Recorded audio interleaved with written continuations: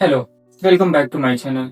अगर आपकी law of attraction technique काम नहीं कर रही, मतलब कि आपको उसका करेक्ट वे नहीं पता है या फिर आपको अपने सबकॉन्शियस माइंड के बारे में बिल्कुल भी पता नहीं है, तो आज हम इस बुक की मदद से देखने वाले हैं कि कितनी हेल्पफुल है ये किताब लॉ ऑफ अट्रैक्शन की जर्नी में।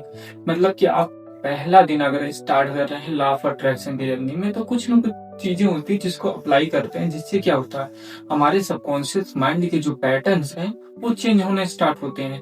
तो जैसे वो चेंज होना स्टार्ट होते हैं वैसे क्या होती है, रिजल्ट भी, यानी कि जो आउटपुट है वो भी चेंज होना स्टार्ट हो जाते हैं।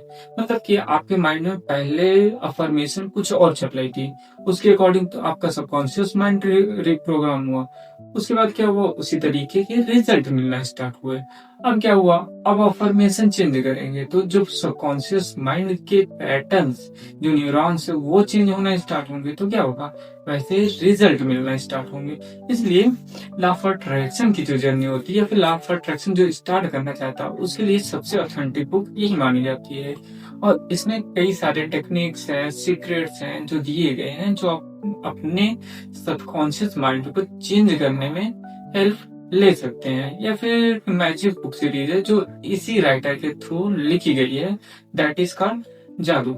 यानी कि उस बुक में 28 डेज की प्रैक्टिस भी दी हुई है, उसके थ्रू आप इजिली अपने सबकॉन्शियस माइंड को चेंज कर सकते हैं।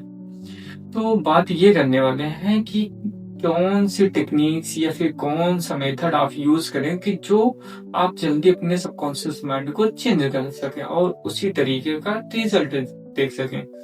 तो ये डिपेंड करता है आपके ऊपर, क्योंकि आपको जिस भी मेथड में बहुत ही आसानी लग रही है आप उसी मेथड को चूज कर सकते हैं और उसके अकॉर्डिंग क्या कर सकते हैं, उसके अकॉर्डिंग उस मेथड को अप्लाई कर सकते हैं और उसके अकॉर्डिंग आप अपने रिजल्ट देख सकते हैं। क्यों?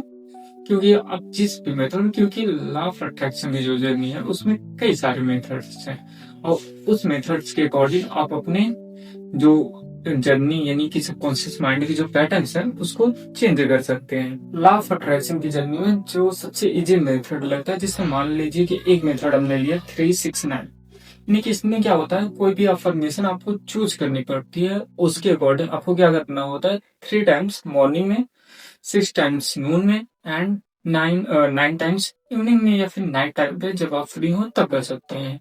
और हाँ, इसको अपनी सुटेबिलिटी यानी कंफर्टेबिलिटी के हिसाब से करना है। क्यों? क्योंकि आप जिस भी मेथड में कंफर्टेबल होंगे आप उतनी ही जल्दी रिजल्ट उस चीज का पा सकते हैं। क्यों?